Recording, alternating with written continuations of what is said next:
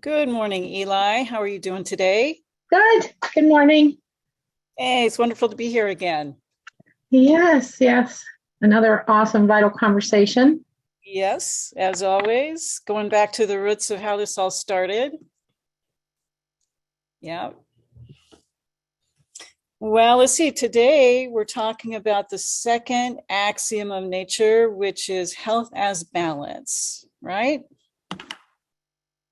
It's tricky, that balance. You know, the name of my practice is The Art of Balanced Health, and I didn't even think about this axiom when I named my clinic. Wow, that's perfect. That's just Yeah. perfect. Yeah, that's perfect. Well, I want to start with Jim Sensenek's quote. Um, He said, naturopathic medicine is based on universal principles that are true and hold true for all time. We don't have to change what we're doing for the 21st century because the same rules and laws that apply to nature and in the natural process of healing are immutable. And that's what we're talking about. We're talking about these axioms or laws that are always there, that we can always depend on. And that's what we base our nature care practice on. They seem really simple, these these laws on the surface, don't they? And then when you start to think about them and break them apart and understand how they apply, there's so many layers to this health as balance. Yeah, like you mentioned right before we started the talk, was it's not just as I think you said it, it's not just the internal balance. It's all of the balance: mental, emotional, family balance, community balance. Mm-hmm. Yeah, Sure.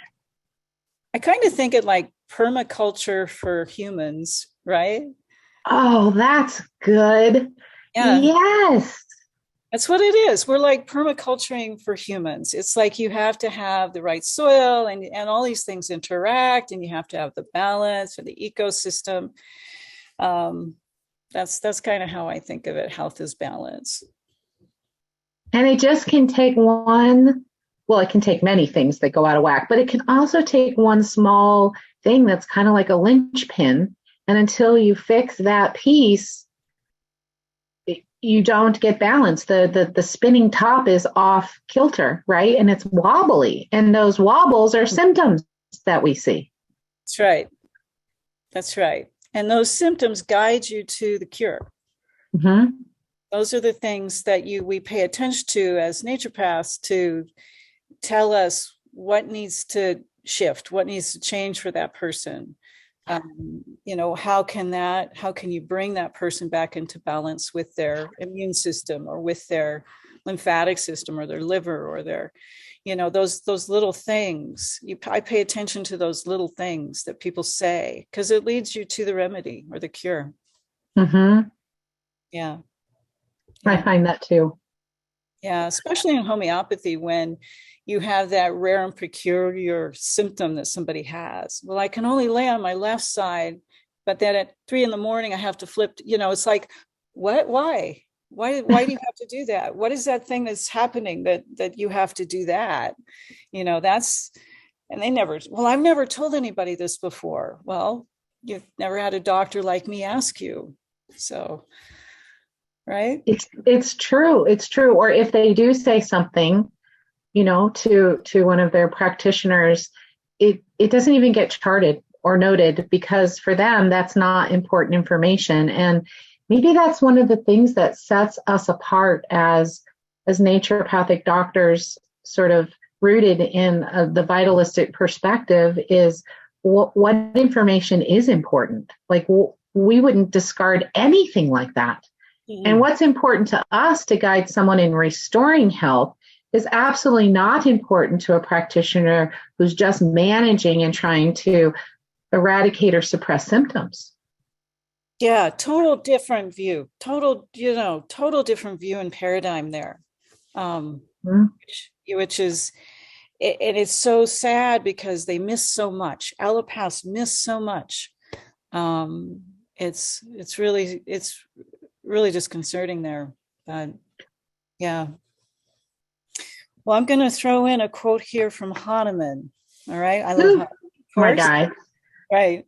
In the healthy condition of man, the spiritual vital force, the dynamis that animates the material body, rules with unbounded sway and retains all the parts of the organism in admirable, harmonious, vital operation as regards both sensations and functions, so that our indwelling, reasonable, gifted mind can freely employ this living, healthy instrument for the higher purpose of our existence. That's health is balance right there, right? Lindlar says, health is normal and harmonious vibration of the elements and forces composing the human being on the physical, mental, and moral planes of being, in conformity with the constructive principle in nature applied to individual life. And the other one I pulled up was Spittler. Nothing of value can be added to the normal environment.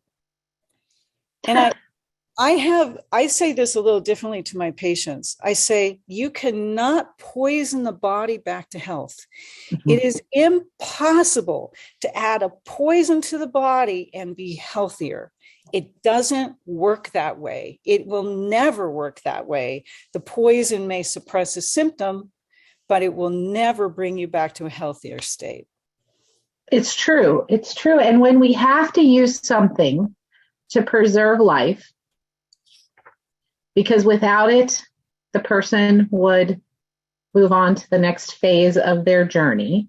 Right. We do that knowing that this substance may not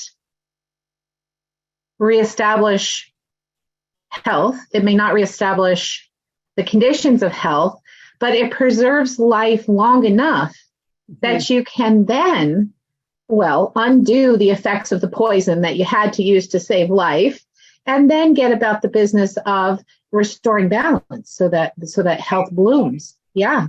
Right. I tell folks, listen, you've got to go do these things. And when you get released from the hospital, then you're going to come immediately to my clinic and I'm going to start working on you to get you back in shape. Mm-hmm. So you got to do these things to save your life, or, you got to do chemo or radiation. Maybe sometimes you have to do that. Maybe sometimes you have to go through a drastic surgery. Sometimes we have to do these things, but, and that's what the allopaths are good at, I think.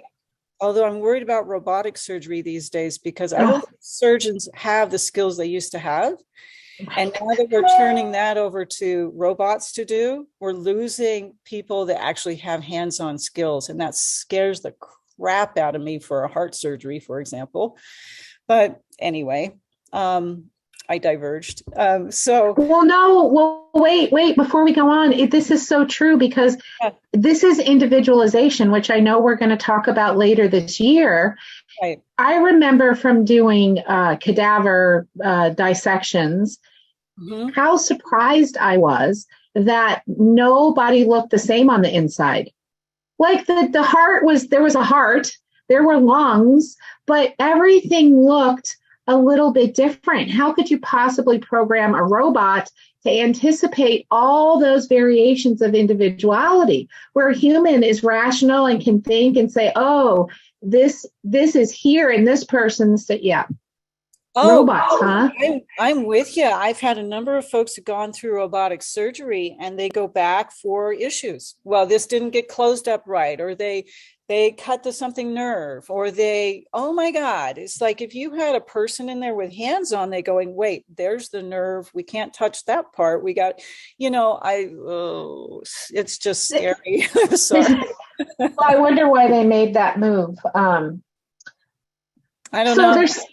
There is something that I struggle with in helping people restore balance in practice. And I was excited to talk to you about it today and pick your brain and get some wisdom.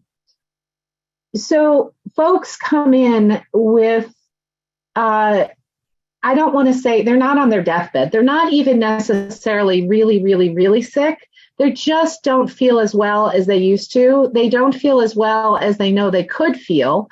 And they're often on a couple of medications, and they don't have too many bad vices. They may do coffee, they may have a beer, and they come in with this idea that we're going to change the diet and we're going to give them some herbs and then everything's going to be fine. And I struggle a little bit with this conversation with people when I say, well, we can do that stuff and that's going to help. But there's a lot more that we have to look at that they didn't even know that we would explore these areas, and they get kind of overwhelmed. Well, what do you do? How do you do this with people where Well, I always simplify things back to a couple of things I always watched my dad do that was always successful. First, we do change the diet with the Carroll food intolerance method. And it's critical to do something like that to stop putting the toxin into the tissue. Stop bringing in the inflammatory foods, because it matters how we feed the body. And Hahnemann said that in one of the first aphorisms there. We must change the diet. And so I don't care how complicated the case is, that's the very first thing. If they're dairy intolerant, you got to get them off dairy. If they're egg intolerant, you got to get them off egg. Then the lymphatic system can move. Then the toxins can be pushed through the liver and processed. Then the emunctories can open, basically, right? Second thing is hydrotherapy, because yes, that moves the emunctories, opens channels, and then the homeopathic remedy works better. Then the herb or whatever works better. But as people go through that first change, you start seeing the mental emotional stuff come up. So I usually don't address the mental emotional until we start laying down those foundational things. Then we see, oh, this is what's happening with you. This is the stress load you're under, or this is you're going through a divorce, or you've got this family thing, or then you start coaching them. Then you go, well, okay. And if I'm not the good fit for that, I find someone who is. Got great mental health people I can refer people to.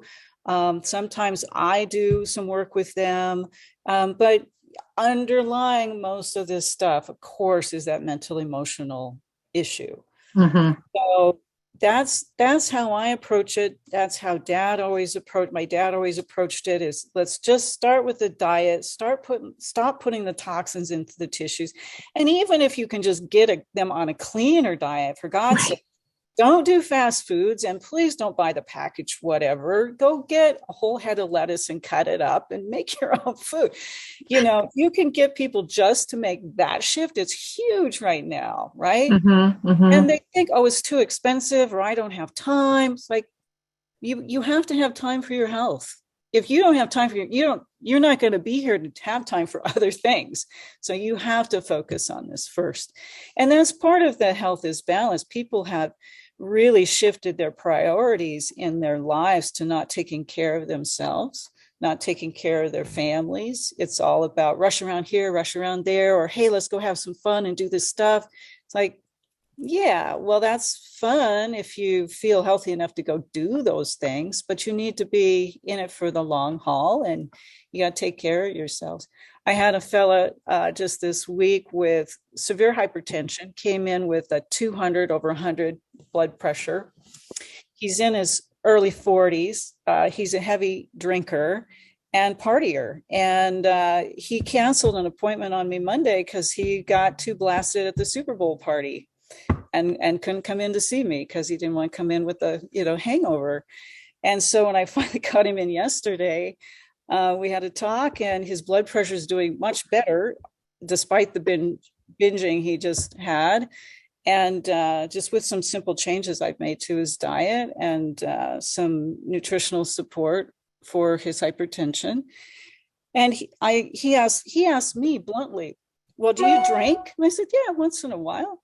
He goes, oh, well, I bet not much. And I go, well, I know my limit. And no, I don't drink much. Once in a while, I'll have half a beer. That's my limit. I'm not a big person. And he started making fun of me. Like, oh, well, you're one of those. And I said, yeah, I'm your doctor telling you you're an alcoholic and you need to stop drinking. He goes, wow. What?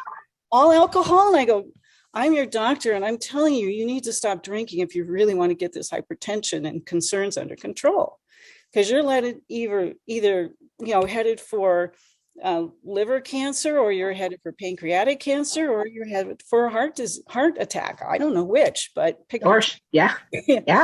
And I said, and don't make fun of your doctor. Don't make fun of your doctor. And he was like set back, and he's like, oh, you're serious. I go, yeah. Why'd you come to me? Right. I'm serious with you. So it was really interesting, but he's doing better, and he kind of changed his attitude around me. So I don't know. He's a pretty aggressive guy, but everybody, you got to meet him at their level and work with them. Yeah. Mm-hmm.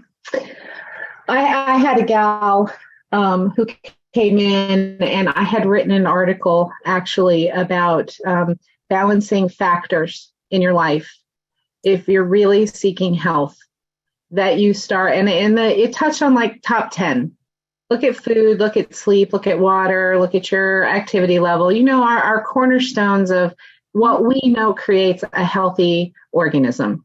Mm-hmm. And she came in against, she didn't want to be there. Her husband made her come, completely turn her life upside down, and she wouldn't be able to do anything, and that she would fail. That literally with her, all we could do was one change at a time. And it took her months to incorporate those changes. Yeah. Because she was trying to reestablish balance, right? So that, because when you're not in balance, I mean, maybe what we should talk about is what happens when you're not in balance. What does your body have to do when you're not in balance? Boy, it has to compensate for all those things. The liver has to push harder, and the kidneys have to function harder. And you just put the stresses on those organs, or, you're in fight and flight the whole time. You burn your adrenals out, your immune system crashes. Next thing you know, you've got an autoimmune disease or something, right? So something has to give. It's not sustainable. Right? No. Yeah. Not sustainable when you push the body out of balance like that.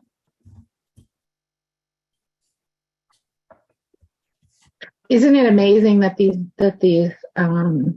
these things that seem so simple can make such a profound difference within the organism? Like water the plant. Water seems so simple, right? I don't have to do these big things, right, to get my plant to thrive. Water and light, they're pretty good. Yeah, if they have what they need. Yeah. Same with the human body. If it has what it needs, it does pretty good. And it can handle a lot. It really can. I'm amazed how much people can go through and the body still keeps functioning somehow. But for preventing illnesses in the future, preventing chronic diseases, we know these things are preventable by healthy diet, exercise, good sleep, good water. But I think a lot of folks don't have access to those things, it's, or they don't realize that they need to make the shift because it's the norm. Mm-hmm. It's just the norm there. So it's education. That's where doctor as teacher comes in. We need to educate our patients. Yeah. Well, if all that stuff was so bad for us, why would our governments let those businesses be open? If this is saying, they'll be saying, hey, don't do that. What about this? I briefly saw a story about some train derailed and spilled, was it vinyl chloride up in, is it Ohio? I don't have the exact details, but apparently a train derailed, it spilled all of this very toxic stuff, and nobody is talking about it to people. The news isn't covering it. They're not telling people, like, don't drink your water right now, or get a filtration system, or like, this is when you might think about putting on a mask when you go outside, because it's being carried in the air. That's when you might think about a mask. Yeah. So you're not breathing in those molecules of diesel and the vinyl chloride. Vinyl chloride is highly toxic. Highly toxic. Oh my God. Well, We we even had have oh, sorry, a Eli. comment. The EPA is saying it's all good. Someone just chatted and said the EPA is reporting that it's all good. Man, I wouldn't trust that. Well, No way. I had a couple patients come in with gut stuff and they're feeling really sick. And then one of my employees started feeling really sick. I'm like, what's going on? And then with the next day or two, they get a alert that their city municipality has E. coli in the water. I'm like, oh, for God's sakes. So even, even cities and things, the water quality is not good or safe sometimes. And they were on a boil water ordinance for a couple months. The city couldn't figure out how it was getting in the wells. So, wow. yeah. Did they ever figure it out? I don't know. Well, obviously they did something. They flushed enough bleach through the whole system that probably killed half the Spokane River after that. But I have flown into the river, but they bleached the system, and it took a couple months for them to get 3 clean. I think they had to get 3 clean water samples before it was good to go. I still be boiling my water for a while, I think. But yeah, that's crazy. Yeah. I don't know. The simple things, and we just take a lot for granted. People don't realize the things that can trip them up or make them sick so quickly. Yeah. I wanted to say one of my other little things I pulled up here from Linlar. I think it was from Linlar. Says, for all diseases, health is balance. All symptoms are manifestations of the imbalance. So all symptoms, and this relates back to, all disease comes from toxemia. All disease does. And all symptoms are a manifestation of the imbalance that's occurring. And that's why, particularly in homeopathy, we're looking at all the systems, all the symptoms from each organ, all whatever that body's manifesting. And it's very unique to each person, right? Yeah. So we say all symptoms are a manifestation of imbalance. Maybe let's do a couple of concrete examples. So like headache, fatigue, brain fog, chest pain, even could be symptoms of dehydration. Right? And if you're dehydrated, you're not in balance. Now, that's not exactly well, I guess that would still be toxemia to some degree, because if you don't have enough fluid flushing things, you are building up toxic levels, and it's the toxemia that's causing the symptoms. Right. Okay. So that would be a really obvious one, right? What about well, no, because then you start getting into the more complicated diagnoses, quote unquote. I mean, can we just diagnose everybody with toxemia? But you get it. Well, that's what O.G. Carroll did in the sanatorium, or Linlar did, it's like, or Kellogg did. Remember I hate to bring that movie up, The Road to Wellville, but in that movie, he looks at people's tongue and goes, "Oh my God, you're toxic," So it's like, it's the toxemia that's the basis of the disease process. So that's how all those old nature cure docs would work. It's like, we didn't have diagnosis like Dr. Carroll didn't diagnose my mother with rheumatoid arthritis. He diagnosed her with toxemia from potato intolerance. So it's a different thinking. Right. Yeah. Well, we are two sides of a coin here. So we ask different questions, and therefore, right, we get different answers, and then the treatment is completely different because we're doing something different with the answers we got because we asked different questions. Right. And then that leads us to different therapies. It leads us to different work with our patients than an allopath would do. I mean, we're not looking for, oh, what's the protocol for rheumatoid arthritis, and what drugs do I need to put this person on? And if these drugs fail, then I have to go to these drugs, and then I have to try the stronger biologics. And all I'm trying to do is take away their joint pain, when I'm making them sicker and sicker and sicker, as was the case of my mother, who ended up in stage 4 liver failure before she saw Dr. Carroll. And so that system doesn't work to sustain healthy life. And what people don't understand, are so amazed at when I tell them in my clinic, is like, well, that's curable. Your body can heal that. And they go, no. I go, you've been told you can't. But I'm here to tell you, you can. Your body is wise. It has the power. It has the ability, and it can do this in the right conditions. And so we're going to create those conditions of health and healing for you. I'm going to guide you, but you're going to do the work. I'm not doing the work. You're doing the work. I'm just going to help you do it. And they got to take, that's the other part, is people have to take responsibility for their health. And that's not something they're taught to do. It's like, oh, the doctor knows, the medical doctor knows what to do. They'll tell you what to do. Well, it's all pharmaceuticals and suppressing symptoms. So, yeah. We saw a commercial. So, we don't watch network TV because the commercial, I can't handle commercials. And yes. But there is this one show that I really like, and I if y'all can snicker at me, it's okay. But I like Ancient Aliens, and I watch it because of Giorgio Tsoukalos, because he is so vibrant and passionate and dynamic. Now, I don't know that I'm completely convinced. I'm like 90% there. Is that the guy with the hair? Yes. Yeah. Okay. Yeah. I love that guy. Yeah. Well.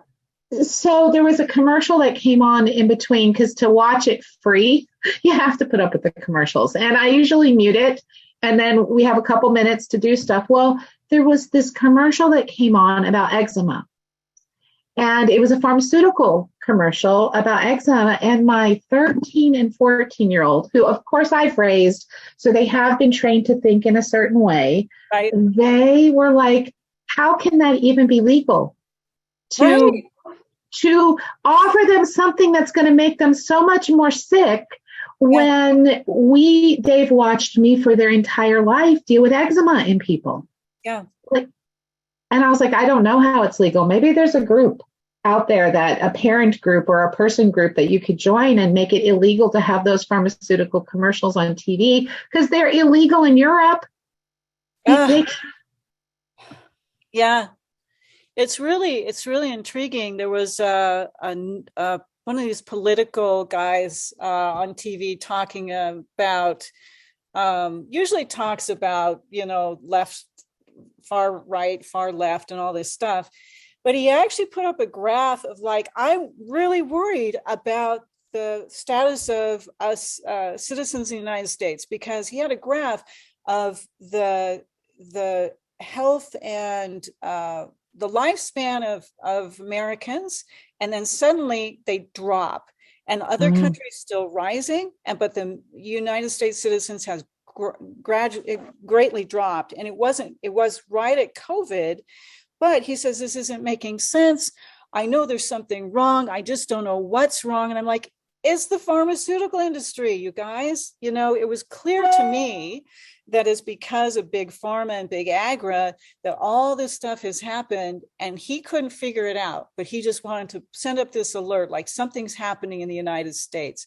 I should go back and grab that graph he had, because it was quite shocking, and it's really telling about our pharmaceutical control of our medical industry and how powerful it is.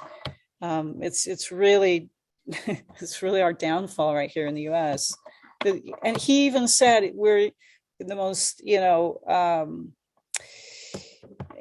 of the wealthiest countries in the world. We have all of this technology, and yet we're failing. Yeah. Well, it diminishes the wonderfulness of those few pharmaceuticals that that are, I think, important, like insulin or thyroid, right? If your thyroid's been killed. So there are things out there that people they can't function as well without them, or function at all without them. Did they just get greedy? Oh, for sure. It's all about money, right? It's not about the health of the individual or the patient. Really, it's the pushing the pharmaceutical agenda. It's become so extreme. I saw an article recently about how the medical schools are now being pretty much controlled by the pharmaceutical industry, how much money is going into the med schools from the pharmaceutical industry. I remember at NCNM, we wouldn't even let reps into NCNM because they didn't want that to influence the students. Mm-hmm. And that was even just from an herbal company. Mm-hmm. That was ridiculous. But look what's happening right now with the medical schools. And some of them actually have free education. Mm-hmm. You know, some of the med schools on the East Coast, it's free. Mm-hmm. You don't come out with any debt because it's all been paid by the pharmaceutical companies. So I think that's criminal in my mind. But it would be really awesome if we could figure out how to, I think it was China. It was a talk we were talking about it with Jim one time, I think on a Vital Conversation, and he said, well, you know, when you go into a Chinese hospital, you get triaged for what can be done by traditional Chinese medicine right there on the spot, and what needs to be elevated for more diagnostics and a deeper look, and that they work together on this because they both believe in each other's approach to medicine. But I would have to ask the question, do all physicians, regardless of the degree, going through training in China, do they get the basics of the body can be healthy, the body can heal itself, the body needs these things to be healthy? Like, do they get that core training? And then some people can diverge into emergency medicine or surgery. I was just thinking about, is there a model where we can all play together on the playground and do what's best for each person in an individualized way? We could, the world would shift. The way people think about health would shift. Mm-hmm. You wouldn't need that many doctors. We have so many doctors right now in the United States. Do we really need all of these doctors? Well, we do, because of what we're taught. Well, and because of how sick the public is. Yes. That's what I think happened with COVID. I know I'm not no conspiracy theory here, but I think on a whole, on the average person is so not in balance, therefore not healthy, that something came along that wasn't even completely novel, right? It was a mutated form of something before, and that little bit of a change were so not in balance and not healthy that was devastating to people. Exactly. That's exactly what happened. And it can happen again because the health of the United States citizen is so bad. Yes. You know, we're so devitalized. We lack minerals. We lack basic nutrition. Our munctaries are so congested. Any little thing can take you down. It's really scary. And though they're not little things, these things are superbugs. You know, they're superbugs. And even with all, and because of all of the antibiotics and things we've used, we've created super staph infections, MRSA, and all these things. So we have these superbugs out there that are really much harder to treat, even in a pretty healthy person. So, so we've created that world, and then we've devitalized all the foods, and, you know, it's a perfect storm. Yeah. Way out of balance. We need to permaculture the United States, Eli. That's what we need to do. Well, I've started my little spot here in northeastern Oklahoma, but we came in July of 2021, Mhm. and this place was, well, it was starving. The pastures were packed and brown. The trees were wilty and clearly suffering. There were some animals around, squirrels and birds and whatever, but not as much as you'd expect. I mean, we're in the wilderness, right? Wow. And over 2 years, well, a year and a half, by putting minerals back into the soil, by bringing in good quality water, by using cover crops, by feeding the land and bringing it back to balance. What we see now as spring is coming here, well, in a couple months, but it's Oklahoma. It can be spring today and the dead of winter again tomorrow.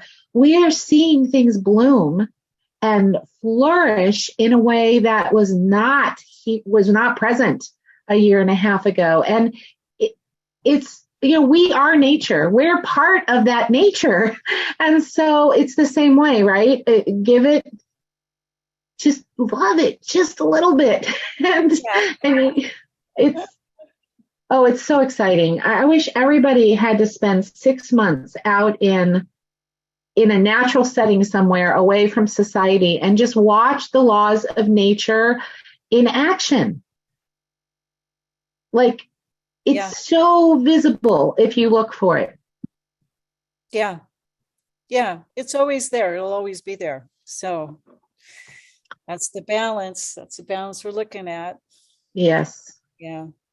You got any more good quotes there? Let's see. What else did I write down? Oh, naturopathy is the ecosystem of the body. Ooh. I don't know who wrote that. I didn't write down who wrote that. Active disease is corrective. Chronic disease is an adaptation response by a weakened system. Oh, that's good. Say that again. Chronic disease is an adaptation response by a weakened system. Oh. I think that's Lindlar. That's good. Yeah. Yeah. That's good, because people think of chronic disease as something that happened to them, not something that happened within them. Right? Right. They think it happened to. So my dad always said something jumped on their back and now they've got that disease. It's like, yeah. He would always say, if you can't have it unless you make it. You can't have it unless you made it. Your body made that. And I thought that was really interesting. Here's one in the Laws of Cure by Lindlar. Every acute disease is the result of a cleansing and healing effort of nature.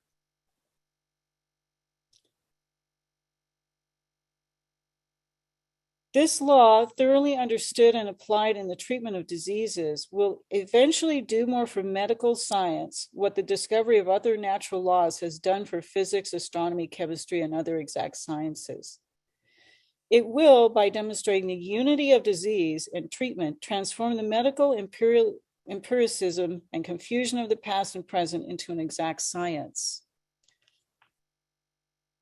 Failure to understand this fundamental law of cure accounts for the confusion on the part of exponents of the different schools of healing science and for the greater part of human suffering. Nature cure philosophy never loses sight of the fundamental law of cure. While allopathy regards acute disease conditions as in themselves harmful and hostile to health and life as something to be cured by a drug, ice, or knife, the nature cure school regards these forcible house cleanings as beneficial and necessary so long as human beings continue to disregard nature's laws. Wow. Thank God we got this written down in this book. It's well, I was just going to say, thank goodness for the humans that came before us who observed and recorded the laws of nature and how they work, and then taught somebody who eventually taught us, okay, well, how do you come in line with the laws of nature? What are they? I mean, this is what we're talking about this year, right? Right. That's this whole season of talks. We've done the vis medicatrix nature. We've done health is balance now. Next one, we're going to work on suppression. And there's about 10 more. So, yeah. I think there's a question in the chat here. Do you see that, Eli? Yep. I have a question on working with breastfeeding mothers and infants or toddlers coming in with anxiety and panic attacks. Lost my tray. Previously healthy, how to approach this vitalistically when the root causes are likely the lack of sleep stress and that she can't necessarily change. New practitioner lacking experience and any general insights. So you're talking about a mother who's overwhelmed, it sounds like.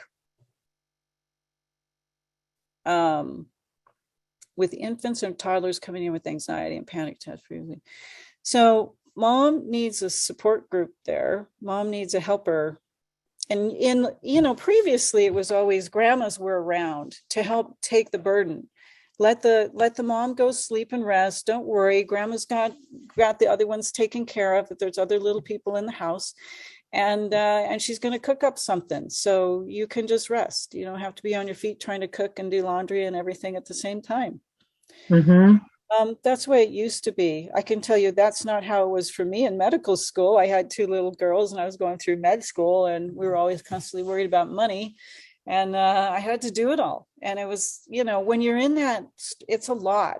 So I would say that mom needs adrenal support, big time. Mm-hmm.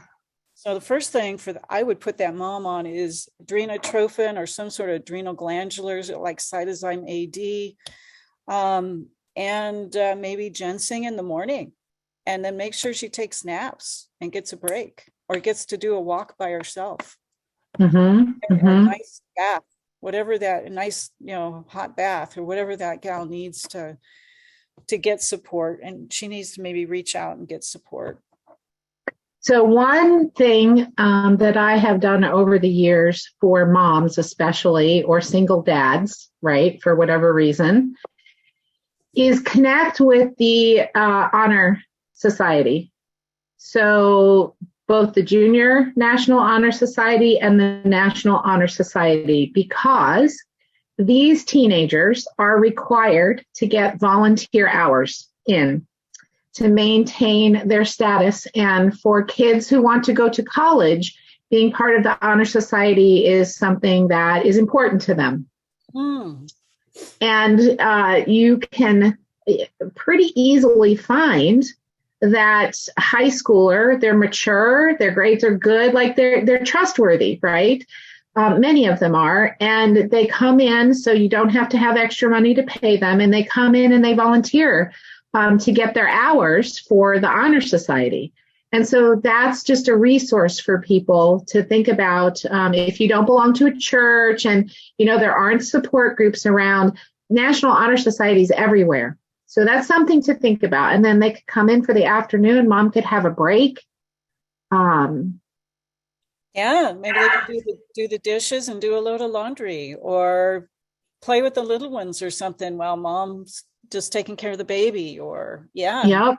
Absolutely. That's a great resource. I hadn't thought of that. I did that in the Honor Society. I went and worked at Lakeland Village, which is a home here for developmentally disabled adults. Yeah. Well, both of the kids are doing it, and that, they're getting their hours in now, and they're doing things they love. But I know there's a lot of kids in that community. Yeah. That's neat. I hadn't thought of that. Well, I hope, Karen, that answered a little bit of your question there. I would add to that, not just the adrenal support. I would also think about the state of the pH of her body, because when you get stressed and you get tired, the pH is going to go wacky. She's going to become very acidic, and she's going to have aches and pains, and she's not going to sleep well when she does get a chance to sleep. And maybe something simple like a Beeler's broth. Right? And she could sip on Beeler's broth. And it's pretty easy to find that recipe. It's just you boil a bunch of veggies and you make an alkalinizing broth. That also could probably help her breast milk if she's struggling with her breast milk at all too. Yeah. Yeah. Yeah. Those are great ideas. Same as Dr. Bastier's soup. I don't know, Eli. Is Beeler's broth the same as Dr. Bastier's soup? I don't know. I don't think so. What is Dr. Bastier's soup? I don't know about this. Yeah, I don't remember okay, they're saying Oh, his is the cabbage juice based. Yeah, no, it's different. Yeah. Yeah, Beeler's broth is different. It's really high in potassium. And if you're potato intolerant, instead of the broth with potato, I have people put in rutabagas or turnips, other starchy roots instead of the potato part. Yeah, rutabaga. Yep. Yep. Love it. Are we time for Q&As? Yep, we got time for Q&As. Just a few more minutes here. Thanks for doing this with me, Eli. These are great. I love doing these axioms. Oh, it recenters me. Here I'm all by myself out here. The closest ND to me, I think, is Springfield, Missouri. There's a few people in Oklahoma or in Tulsa, which is an hour from me, but they're super busy. And I don't know that they're part of NMI. So I need this. I need this because, when you are living life and everybody tells you it's a square, but it's a circle, eventually you start to say to yourself, okay, is that maybe a square and I've got it all wrong? It's not a circle. Like, you got to be really strong. You've got to see the results in clinical practice to say, well, y'all can think that's a square. It's a circle. It is always going to be a circle. Yeah. But okay. I know. You get in the weeds there and you have to kind of remember the focus, you just focus back on what's worked. And, that's the advantage we have of being in practice for a while is we've seen it work. And that's why NMI is here to help coach the young docs who haven't seen as much, who aren't as confident or grounded or don't know because you didn't get that shown to you in a clinical setting that's the right path to take. So, somebody's asking, am I teaching the Carol food intolerance again? Jared just asked me that too, because we got so much going on this spring with the Vital Gathering in the spring. I'm probably going to push the Carol food intolerance method class to the fall. We'll just have one this year and do it in the fall. I can come then if you do that. Let's do that. Would be so cool. Yeah. There's just too much happening this spring, and it's just a lot to do. So that's my thinking. Yeah. And what about the hydro class? Probably in the fall as well. I just kind of don't have the bandwidth right now. I just hired another physician, Dr. Kirsten Harrison, and she's actually here on the call. And we're pretty booked. We are booked up. We're slammed right now at the clinic. And we have the homeopathy course that you, Eli, put together. We're going to be giving that to our patients in March. Oh, and exciting. So every Friday they're coming for 2 hours for the month, and we're rolling out that class. We just got a lot going, and then with NMI, being the president of NMI and all the things we've got going here with NMI, I just don't have the bandwidth, but hopefully, well, for sure, I'll do it in the fall. I'll do both those classes in the fall. That is so cool. I'm so excited. Are you going to have bees this year, this spring? I am. That's another reason I don't want to do these classes in the spring. I've got 3 hives coming in. Unfortunately, they might come in right at the weekend of the Vital Gathering, and I'm trying to figure out how am I supposed to get 3 colonies of bees while I'm not in town. So hopefully they come in the weekend before. I'm crossing my fingers that they come in early, and then I can get the hives established before I leave town. But I've got 3 hives, and this year I'm going to put a couple hives in a new place. I've got a connection to a gal who has a lavender farm. So I'm going to get some lavender honey this year. I'm really excited about that. That's cool.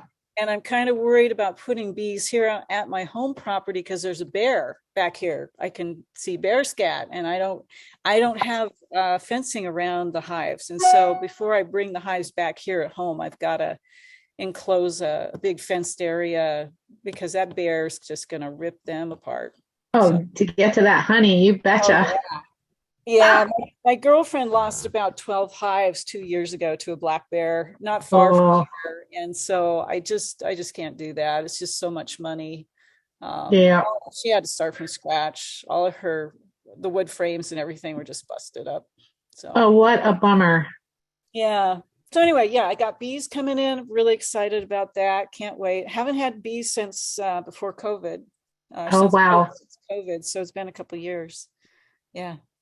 We're going to try it again. We had them last year, but the drought, well, there were no flowers. Yeah.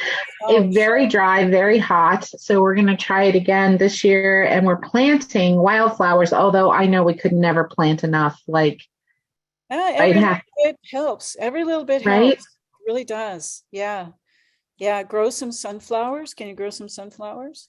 I do. I have them in my little packet to put in. Yes. Yeah. That's a really helpful one kind of later in summer because they need the pollen. They need the pollen then. Yeah. Okay. Yeah. That's really good. Thank you for that tip for sure. So what do we want to leave people with as they go forth into practice now for the next month?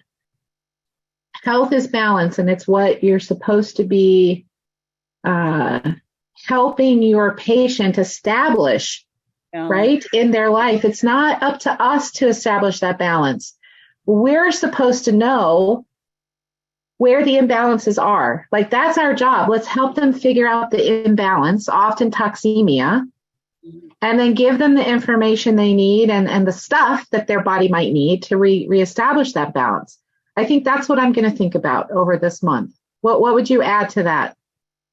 No, I think that's it. Look at their metabolism and organ systems and what is out of balance for that person. And it might not be physical, it might be mental, emotional, it might be the stress load, their life.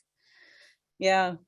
Look at their support group, who's around them, who can help them. Yeah. People often don't reach out for that situation. So, yeah. And aren't we talking about toxemia at the Vital Gathering this year? Or was that last year? I think that was last year. We're doing good, aren't we? Oh my God. Whoa, life is a whirlwind tornado. Well, the next month, we're going to talk about suppression. The third axiom there is suppression. And I'll be posting out more quotes or part of Linlar to read or things so people can do a little homework ahead of time. So, yeah. That sounds good. I have a case to bring to that, which was such a good textbook example of the progression of chronic illness in a body over 15 years of one suppressive move after another, after another, after another, and what happened when we unsuppressed. Because, man, they had a really tough journey for a little bit because all that stuff had to come out. It had to fix itself. And what did we see? We saw symptoms of healing. Mm-hmm. And so it's not a super long case. It's probably taking me about 5 minutes to tell it, but I'll bring that for next time. Oh, that'd be fantastic. I'll think of one too. Yep. All right. We did it. Thank you, everybody, for joining. As always, have a great day, and we're going to see you next time on the Vital Conversation.